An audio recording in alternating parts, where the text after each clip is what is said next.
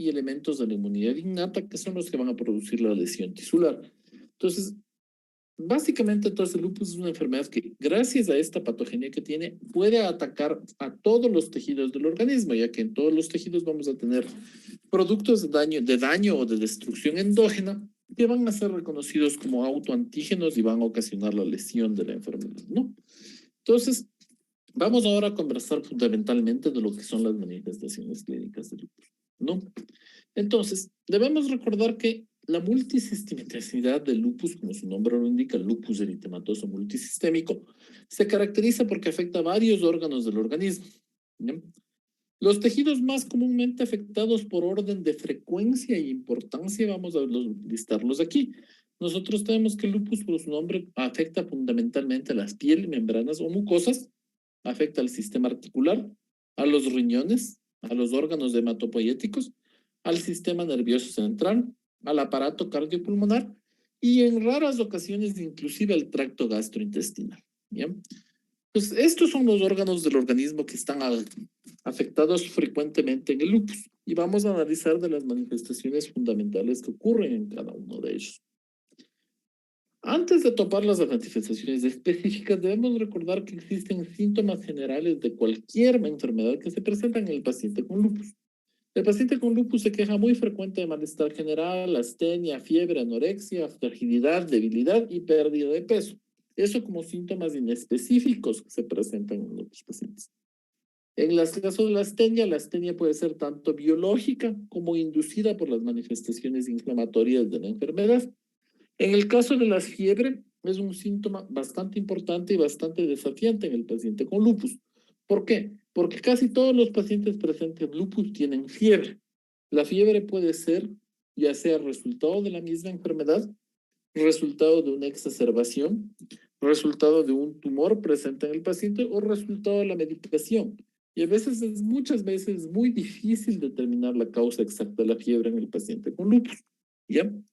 Dentro del conglomerado de fiebre de origen al desconocido, nosotros tenemos que 5% de los pacientes o menos son producto de lupus eritematoso sistémico. Entonces, esto es importante porque si bien no es una causa común, cuando nosotros entramos en el segundo o en el tercer escalón de la evaluación de la fiebre de origen al desconocido, nosotros debemos despistar sistemáticamente el lupus en estos pacientes. Si bien no es frecuente, se lo debe considerar, ¿ya?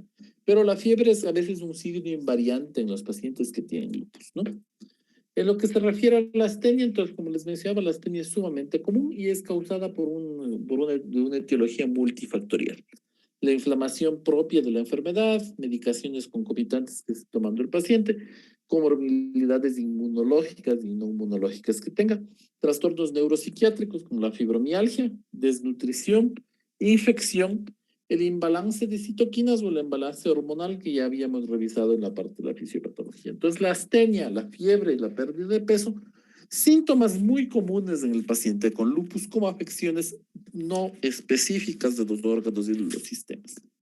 Ahora sí, hablando ya de aparatos específicamente, vamos a comenzar con el aparato cutáneo, que es uno de los que está más afectado y que está más ampliamente identificadas y descritas las manifestaciones de la enfermedad. ¿Ya? Nosotros tenemos que al lupus lo podemos clasificar las manifestaciones cutáneas de forma clásica en lupus cutáneo agudo, subagudo y crónico. ¿Ya? En estas tres categorías de manifestaciones nosotros vamos a tener diferentes hallazgos que vamos a cubrir a continuación.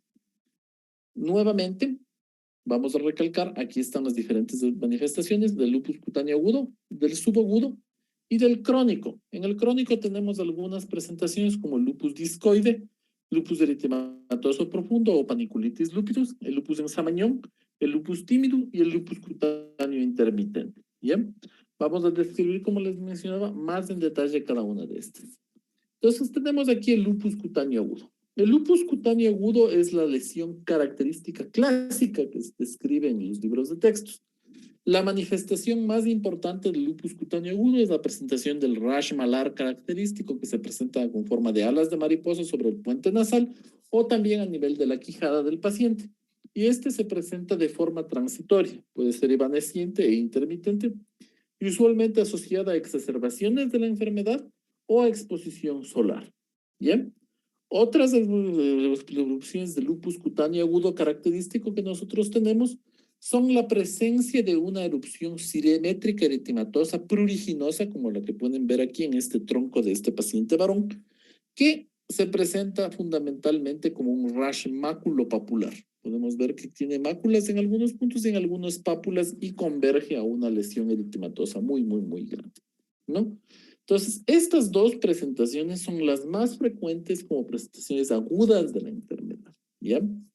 El clásico característico rash malar y el lupus cutáneo agudo, ¿ya? Luego nosotros aquí tenemos las lesiones subagudas. Igual que las lesiones agudas, las lesiones subagudas se presentan en las zonas de fotoexposición. Como pueden ver en estas dos diapositivas, estas están presentadas en la parte posterior de la espalda, en la altura donde puede estar el collar de una blusa o de la camisa, ¿ya? Las lesiones característicamente del lupus subagudo se describen que empiezan como lesiones de tipo maculopapular que forman lesiones anulares y que pueden converger a un patrón que es de tipo más tipo urticariforme. Pero pueden ver que siempre está el anillo sobrelevado y el centro pálido de la enfermedad. ¿Bien?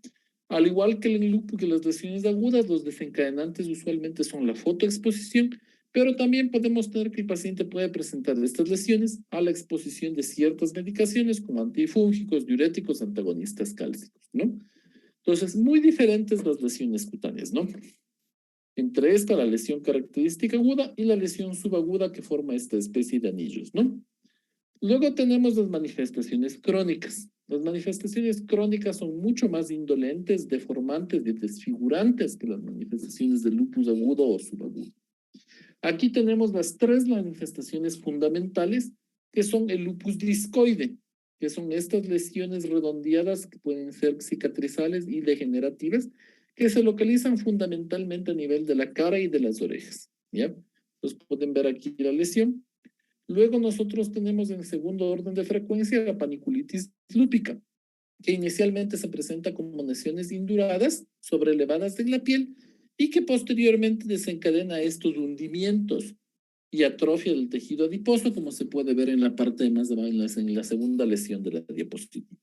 Y finalmente nosotros tenemos el lupus en Sabañón, que van a formar placas que inicialmente debutan como purpúricas y que luego se tornan dolorosas y descamativas en las zonas acrales que están expuestas al frío, fundamentalmente en uñas de los dedos y uñas de los pies, ¿no?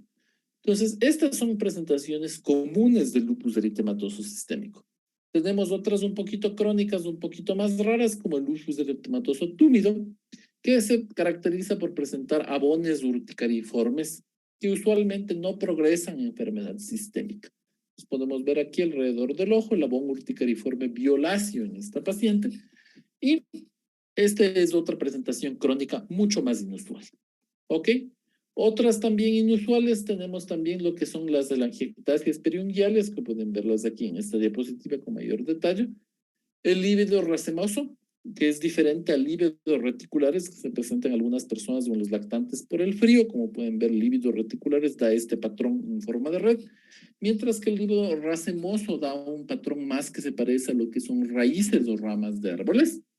Podemos presentar tromboflebitis a nivel de la piel, el fenómeno de Raynaud, que hablaremos con un poquito más de detalle cuando hablemos de la esclerosis sistémica, y vasculopatías oclusivas acrales con necrosis tisular distal, ¿no? Entonces, el lupus eritematoso sistémico tiene una riqueza de manifestaciones dermatológicas, muchas de las cuales sobrepasan lo que característicamente nosotros consideramos que es el rash malar, ¿no? Adicionalmente, en mucosas, nosotros podemos tener erosiones o la presencia de úlceras mucosas, sobre todo a nivel de lo que es a nivel mucosa oral, pero podemos encontrarlo esto en mucosa rectal y en mucosa vaginal en las mujeres también. No sé si es que tenemos alguna pregunta hasta ahorita antes de pasar a las siguientes manifestaciones. ¿Está claro? Sí, Doc, sí, está claro. Ya. Entonces, el siguiente en orden de importancia es la artropatía en el paciente lúpico. La artropatía es usualmente un síntoma precoz en los pacientes. Inicialmente el paciente va a presentar una artropatía no deformante y no erosiva, ¿ya? deformante hieronino erosiva, que se denomina la artropatía de Charcot, que es esta que se ilustra en estas manos de la paciente, que es una artritis simétrica, distal a nivel de manos, que como pueden ver afecta fundamentalmente las metacarpofalángicas y las interfalángicas proximales, ¿ya? Esta es una artritis que se presenta el 10 al 35% de los pacientes con lupus, ¿ya? Cuando esta artritis se presenta, usualmente es en las etapas tempranas, pero podemos tener que tras que progresa hacia formar una artritis generalizada, ¿ya? Afectando de forma simétrica usualmente al paciente, bilateral, y se produce en el caso de la artropatía de Charcot, se produce por una distensión y una relajación de los ligamentos y de los tendones, producto de la inflamación, ¿ya?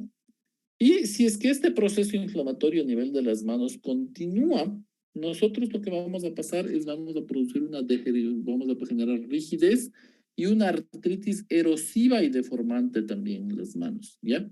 Pero esto ocurre en etapas más tardías de la enfermedad. Entonces, el paciente lúpico, siempre recuerden ustedes, se afecta de forma simétrica sus articulaciones. De preferencia, las articulaciones distales están afectadas. Eso quiere decir articulaciones de las manos, articulaciones de los pies, más que las articulaciones más centrales, como lo son hombros y cadera. ¿Ya? Podemos tener afección de rodillas y tobillos, y siempre va a ser simétrica. Los dos lados van a estar afectados de forma igualitaria. ¿Ya? Ya cuando ya llegamos a erosión, nosotros podemos tener unas manos deformes, semejantes a la artritis reumatoidea, con subluxaciones. Eso quiere decir que se pueden desarrollar esta deformidad en cuello de cisne, que hablaremos más frecuentemente cuando se presenta en el paciente con artritis reumatoidea. Y adicionalmente, el paciente lúpico se puede quejar de mialgias o artralgias, ¿ya? Que pueden ser una manifestación secundaria de la enfermedad o producto de medicación que el paciente toma, ¿no? Entonces, los compromisos articulares, fundamentalmente una artritis inflamatoria en etapas iniciales de la enfermedad, ¿no? En lo que se refiere a las alteraciones hematológicas del paciente con lupus, nosotros vamos a tener que existen múltiples alteraciones, de las cuales la más frecuente es la anemia. Alrededor del 50 al 78% de los pacientes con lupus tienen anemia. El paciente con lupus puede presentar 3 tipos de anemia fundamentalmente. Presenta con cierta frecuencia anemia de enfermedad crónica, como la más importante, anemia por deficiencia de hierro y anemia hemolítica de tipo autoinmune, ¿ya? La anemia de enfermedad crónica es la más fácil de encontrar y la más presente en todos los pacientes. Usualmente es una anemia moderada, no repasa de hemoglobinas de 12 en varones y de 10 en mujeres, y se debe al proceso inflamatorio del paciente. En segundo orden, nosotros tenemos la anemia de deficiencia de hierro, y esta es secundaria, usualmente pérdidas gastrointestinales o ginecológicas en el paciente como producto de la misma enfermedad, ¿ya? Nosotros podemos distinguir la anemia de enfermedad crónica de la anemia por deficiencia de hierro por los niveles de ferritina o por los niveles de eritropoyetina que se presentan en estos pacientes. Y finalmente, nosotros tenemos las anemias hemolíticas autoinmunes. El paciente con lupus usualmente presenta anemia hemolítica autoinmune que tiene un test de Coombs de 10% de positividad. Sin embargo, el paciente tiene los otros rasgos de hemólisis de forma significativa, hiperbilirrubinemia indirecta, elevación de LDH y los demás marcadores, ¿ya? Entonces, el hecho de encontrar una anemia, esta sí suele ser más marcada que los otros 2 tipos de anemia, y constituye uno de los criterios diagnósticos que nosotros vamos a utilizar para el abordaje de la enfermedad, ¿ya? En lo que se refiere a las manifestaciones hematológicas del lupus eritematoso sistémico, nosotros adicionalmente a lo anteriormente expuesto tenemos que la neutropenia se puede presentar en el paciente, ya sea producto del tratamiento o producto de la actividad inmunológica. Y la trombocitopenia es bastante variable en estos pacientes. La trombocitopenia se puede dar por una coagulopatía de consumo en el paciente o puede ser un trastorno de etiología autoinmune, como la púrpura trombótica trombocitopénica, que puede empeorar el pronóstico y dar gravedad en el paciente con lupus, ¿no? Entonces, todas las series hematológicas se ven comprometidas en el paciente lúpico, ¿ya? Esto es importante recordarlo porque nos va a servir como criterio diagnóstico. Concomitantemente las manifestaciones hematológicas de la enfermedad, nosotros tenemos una entidad importante en el paciente con lupus, que es el síndrome antifosfolipídico. El síndrome antifosfolipídico es caracterizado por la aparición de anticuerpos anticardiolipinas en el paciente. Las tres especies de estos anticuerpos antifosfolipídicos son el anticoagulante lúpico, el anticuerpo anticardiolipina específico y las anti-beta-2 glicoproteínas. ¿Cuáles son las manifestaciones de esta enfermedad? El paciente desarrollará embolias o trombosis arteriales a repetición. Así que con el caso de las mujeres vamos a tener morbilidad obstétrica, ¿ya? Aumento de pérdidas de embarazos, abortos de repetición, que nos van a hacer que sospechemos nosotros que la paciente tiene un síndrome antifosfolipídico. La prevalencia es bastante variable, es una enfermedad que está en alrededor del 4 al 250 casos por cada 100.000 habitantes. Igual que el lupus comparte una desproporción exagerada hacia las mujeres, un orden de 9 a 1, y la gran mayoría de los casos se presentan en las edades relacionadas con el lupus, que son la segunda y la cuarta década de la vida, donde nosotros recordaremos tenemos una incidencia más alta de pacientes lúpicos, ¿no? Entonces, esta manifestación acompaña al paciente lúpico y a veces puede ser lo que motive el diagnóstico de una paciente lúpica relativamente asintomática. La presencia de abortos de repetición en una paciente joven nos debe hacer sospechar de la existencia de esta entidad. Esta entidad no es propia del lupus, ¿no? Se presenta muy comúnmente con él, pero puede existir como asociada a otras enfermedades reumatológicas o puede existir como una enfermedad primaria, sin un componente inmunológico de otro tipo más que este. En lo que se refiere a las manifestaciones renales del lupus eritematoso sistémico, nosotros tenemos que recordar que estas son bastante comunes. Usualmente son las manifestaciones de debut clínico marcado de los pacientes, sobre todo de las mujeres, y se asocian a una alta morbimortalidad. ¿Ya? La enfermedad renal en la paciente lúpica es muy variable. Puede ser asintomática hasta formas abiertamente manifiestas con un síndrome nefrótico, con un deterioro rápido de la función renal. Cuando nosotros tenemos estas enfermedades rápidamente progresivas, la paciente usualmente está en un peligro de entrar en una falla renal terminal y necesitar de terapia de sustitución renal por toda su vida. Por lo tanto, es de crucial importancia hacer un diagnóstico adecuado y rápido del paciente con nefritis lúpica para ofrecer terapéutica.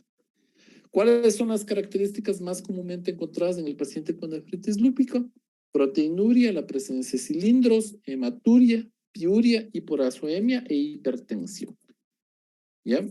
Entonces nosotros tenemos múltiples entidades que van a producir enfermedad renal en el paciente lúpico, como glomerulonefritis, nefritis intersticial, enfermedad tubular, microangiopatías, vasculitis propiamente dicha, o arteriosclerosis, ¿ya? Pero en general se ha reconocido que los pacientes se clasifican en 6 grupos de nefropatía, ¿ya? ¿Qué factores pronósticos son malos en los pacientes con lupus y nefropatía? Fundamentalmente nosotros hablamos de un mal pronóstico en pacientes afroamericanos, especialmente en varones y en personas hispanas. Niveles socioeconómicos bajos. Mala adherencia al tratamiento de lupus, si es que el paciente estaba siendo previamente tratado. Las comorbilidades como la diabetes y la hipertensión. El fracaso en normalización de creatinina a valores menos de 2 o mantenimientos de creatininas más de 2 luego del tratamiento. Fracaso de disminución de la proteinuria de valores de nefrótico que están alrededor de 1 gramo por día. Esto nosotros deberíamos tener normalización de la proteinuria dentro de los 6 meses posteriores al inicio del tratamiento. Y evidencia de una biopsia renal que determina hallazgos de pobre pronóstico como las medias lunas o la presencia de signos de cronicidad como fibrosis intersticial. Entonces, la nefropatía lúpica se clasifica en 6 grupos, ¿no? El grupo 1 se denomina enfermedad mínima mesangial, el número 2 se denomina mesangial proliferativa, el grupo 3 se denomina focal, el grupo 4 se denomina difuso, el grupo 5 membranoso, y el grupo 6 es la esclerosis renal, ¿ya? Hay que recordar que estos grados no es que son progresivos, el paciente no avanza, no va avanzando 1, 2, 3, 4, 5, 6, sino que dependiendo de la evolución del paciente, el paciente va a ubicarse en un diferente estadio de la enfermedad, ¿ya? La enfermedad usualmente cuando se la diagnostica como su estadio en tipo 4, es una enfermedad de muy mal pronóstico en cuanto a la funcionalidad del riñón, ya que usualmente involucra un compromiso bastante grande de todas las unidades glomerulares y daño extenso a nivel del tejido renal. Mientras que los del tipo 1 y el tipo 2 usualmente son enfermedades que no tienen tan mal pronóstico y que pueden ser asintomáticas inclusive en el paciente con lupus. Entonces recuerden que estos estadios no es que va progresando del grado 1, pasa al 2, al 3, al 4, al 5, al 6, sino son hallazgos específicos que se encuentran en el paciente. En estas fotos histológicas de microscopía óptica y microscopía electrónica, nosotros podemos diferenciar cómo, por ejemplo, en el grado 2 no se ve una excesiva hiperproliferación celular a nivel del tejido glomerular, sino lo que se ven son áreas aisladas de proliferación celular. Entre el 3 y el 4, también en el 4 pueden ver que hay mucho más mayor contenido celular y la formación de las semilunas a nivel del tejido tubular, ¿no? Y finalmente en el grado 4 nosotros podemos ver la presencia de ovillos de capilares desordenados y áreas de erosión mesangial, ¿ya? La remisión de la nefritis lúpica cuando el paciente tiene un adecuado tratamiento se asocia a una supervivencia a más de 10 años de un 92%. Entonces, si es que nosotros tratamos esta enfermedad adecuadamente, nosotros tenemos buenos resultados y una óptima supervivencia del paciente. A diferencia de esto, si es que el paciente no entra en remisión, solamente sobrevive un 43 a un 45% de todos los pacientes. Y las recaídas, es una enfermedad que desafortunadamente tiene mucha recaída, ocurren alrededor de un 27 a un 66%. Y cada vez que nosotros tenemos una recaída, el pronóstico es peor. El paciente va a tener mayor daño renal y está expuesto a toxicidad de las drogas citoestáticas inmunosupresoras que nosotros nos veremos obligados a utilizar para control de la enfermedad. En lo que se refiere al sistema nervioso central, los pacientes con lupus tienen alrededor de más del 50% de afección en el sistema nervioso central. La deficiencia cognitiva o la disfunción cognitiva es lo que los pacientes recuerdan más frecuentemente. A nivel del sistema nervioso central, nosotros podemos tener afectación difusa, que se presenta como un proceso psicótico con alteración afectiva, disfunción conectiva, o podemos tener procesos focales en los cuales nosotros tenemos déficits neurológicos puntuales por pequeñas lesiones isquémicas, ¿ya? El lupus es sumamente discapacitante a nivel del sistema nervioso central si es que no es manejado. Produce atrofia, produce infartos, produce desmilinización y ocasionalmente puede producir vasculitis pura. ¿Por qué el lupus es tan deleterio para el sistema nervioso central? Porque el lupus es capaz de penetrar la barrera hematoencefálica con mucha facilidad. Dada la condición inflamatoria de base que el paciente tiene, se produce una disrupción de la barrera hematoencefálica en diferentes niveles del tejido cerebral. Por ejemplo, aquí tenemos a nivel del sistema de las meninges, donde hay una disrupción de la barrera hematoencefálica, lo que permite el ingreso de leucocitos y de los autoanticuerpos hacia el espacio, hacia la pía madre, y lo que va a ocasionar es una inflamación del tejido meningio y producir una meningitis aséptica en el paciente. Cuando nosotros hablamos del sistema de la porción circulatoria linfática, de lo que se refiere al cerebro, nosotros tenemos que podemos producir lesión endotelial y lesión a nivel de los pies de los astrocitos y daño e inflamación del tejido epidimático, ¿no? En las uniones de la barrera hematoencefálica, nosotros vamos a tener depósitos inmunocomplejos y la pérdida de las uniones estrechas que ocurren en la barrera hematoencefálica, lo que va a permitir una ruptura de la barrera hematoencefálica y disrupción de los procesos de conducción. Y a nivel de lo que se refiere a los plexos coroides, va a haber una vasodilatación y un aumento de la permeabilidad con una infiltración de linfocitos y neutrófilos inmunoreactivos, así como los autoanticuerpos que penetrarán la barrera hematoencefálica y pueden afectar a las células ependimarias o al parénquima cerebral de forma directa, ¿no? Entonces, el tejido cerebral sumamente expuesto a la presencia de lesión por el lupus, ¿no?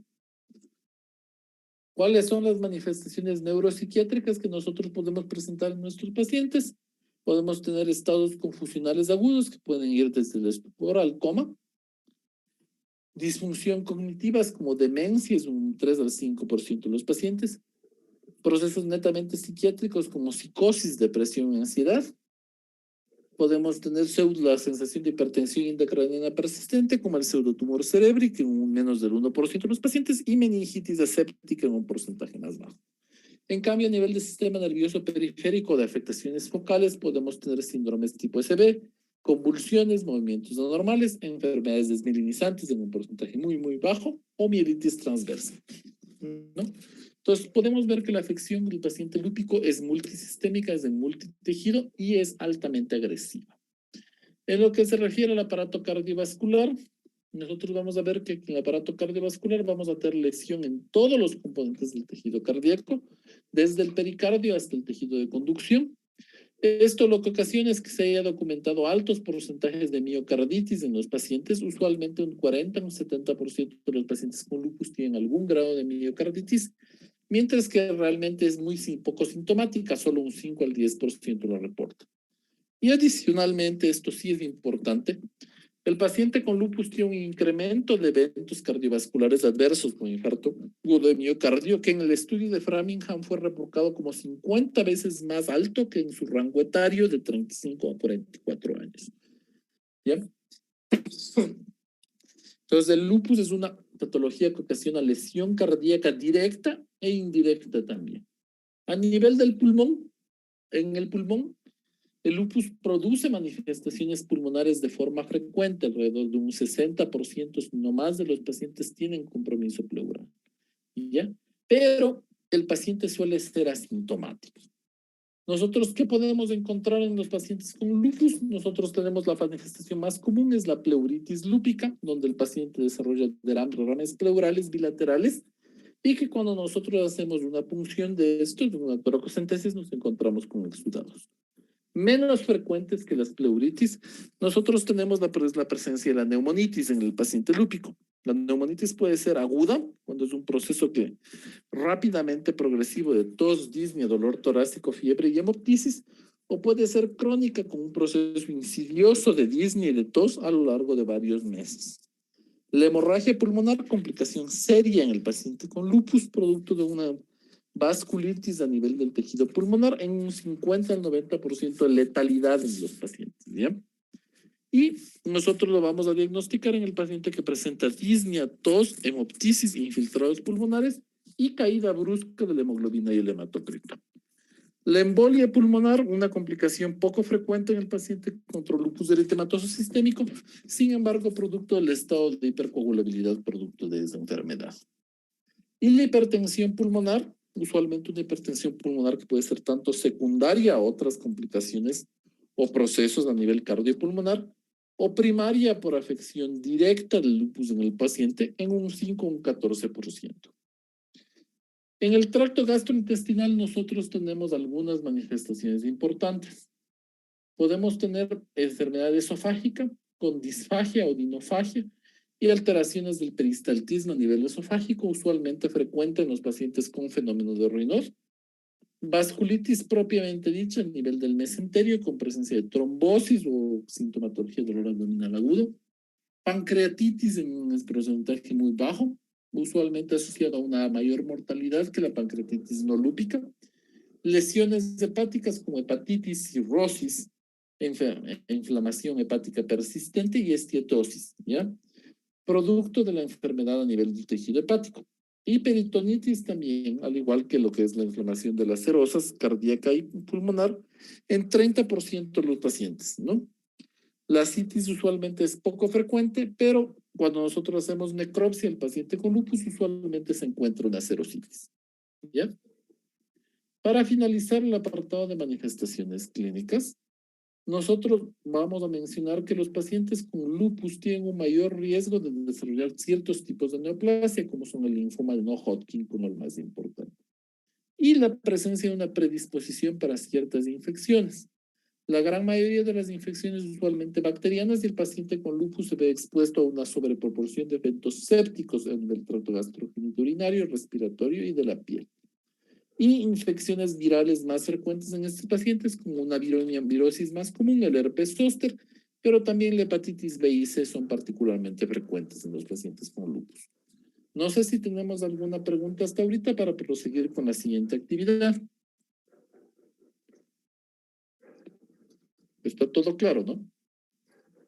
Sí, tengo una pregunta. ¿Cuál es la diferencia entre las manifestaciones clínicas de lupus entre hombres y mujeres? Porque en el caso que vimos con mi compañera, Sí. era un paciente varón, pero no tenía ni el cutáneo ni nada. Solo Las dijo que mujeres son las que tienen las manifestaciones clínicas como estamos y te estoy leyendo ahorita en el texto, como hemos leído ahorita, ¿ya?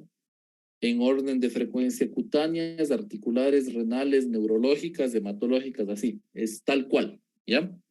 En los varones, la diferencia es que el varón usualmente no debuta con la enfermedad cutánea como la más preponderante, sino el varón comienza con estas alteraciones renales, pulmonares, neurológicas y hematológicas de forma silente, ¿ya? Sin la presentación de los signos articulares y de los signos cutáneos, ¿ya? La enfermedad cutánea, si bien se puede presentar en los varones, es más típica de las mujeres, ¿ya? Entonces, en los varones usualmente no hay mucho síntoma cutáneo y articular, pero presentan estos procesos de hemoptisis, disnea progresiva y con una lesión pulmonar extensa o un cuadro renal rápidamente progresivo. Y en los estudios de inmunidad resulta que descubrimos que el paciente tiene lupus, ¿ya? En la mujer, en cambio, es diferente. La mujer usualmente sigue la historia clínica de la natural de la enfermedad, que comienza con las manifestaciones cutáneas y las articulares como las manifestaciones inicialmente más escandalosas y que en cierto periodo, si es que no tiene un buen diagnóstico, desarrolla la enfermedad renal, que la enfermedad renal es mucho más frecuente en como manifestación inicial, como les mencionaba. ¿Ya? No sé si aclara esto un poquito más del tema. gracias. ¿Ya? ¿Alguien tiene alguna otra pregunta?